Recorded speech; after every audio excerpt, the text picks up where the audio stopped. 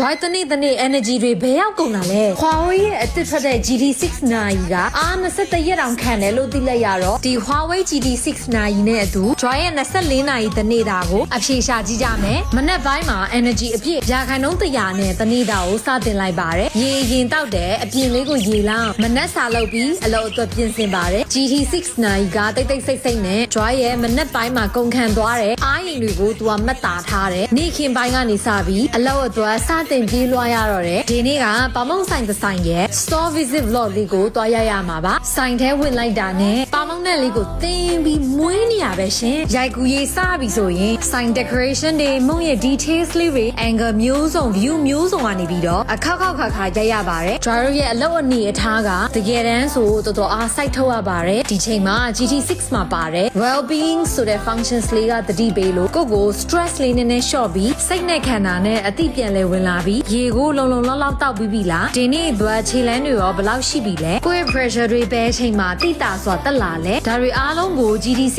ကပဲ Joy personal assistant လို့အချိန်တိုင်းအတိပေးနေရပါပြီးတော့ iOS ရော Android ရော system မျိုးစလုံးကို compatible ဖြစ်တော့အရင်ကိုအဆင်ပြေပါတယ် New Year မတိုင်ခင် weight လေးချချင်တာနဲ့ကံပေါင်ဖက်မှာသွားပြေးဖြစ်တယ် weight short လိုက်ဘွားလိုက် weight ကျသွားရင်ပြန်စားလိုက်နဲ့ Joy ကတော့အမြဲတမ်းဒီတန်တရားထဲမှာပဲလန်းနေတော့တယ်ဆက်စပြေးချင်းမှာတော့ပေါ့ပါနဲ့မတိမတာအတွင်းမှာပဲအသက်ရှူရှိုက်တာတွေပြင်းလာတယ်နှလုံးခုန်နှုန်းတွေမြင့်လာတယ်တခါတလေဒီလိုခံစားချက်တွေကကိုတောင်တတိမထားမိပေမဲ့ဒါတွေအားလုံးကို Huawei ရဲ့ GT6 9က Joy အတွက်အကုန်လုံးမှတ်တမ်းတယ်မှတ်ယူပြီးသွားပြီဆိုတာကို Joy စိတ်ထဲနေရနေပြီးတော့သိနေတယ်ညအိတ်တဲ့အချိန်မှာလဲနှလုံးခုန်နှုန်းပြောင်းလဲကိုတိုင်းပေးတယ် HRV monitoring system ပါဝင်တာမလို့ Joy ရဲ့နေ့စဉ်အိတ်ဆက်မှုအခြေအနေကိုသိရှိအောင်နိုင်ပတ်ပြီးအိယာဝင်ဖြစ်တာကအလေးကျင့်လို့တစ်ခုဖြစ်လာခဲ့ပြီး Joy ရဲ့တနေ့တာ24နာရီတော့ကြော်သွားပြီနိုင်ရတော့အခုထိအားရင်အပြည့်ပါပြီးတော့ Joy ရဲ့အားရင်တွေကလည်းနင်းထိုင်ပျောက်ဆုံးသွားတာမျိုးမဟုတ်ပဲကိုတတိမကက်မိလိုက်တဲ့အခိုက်အတန့်လေးတွေမှာကုံဆုံးသွားတာကိုသိလိုက်ရပါတယ်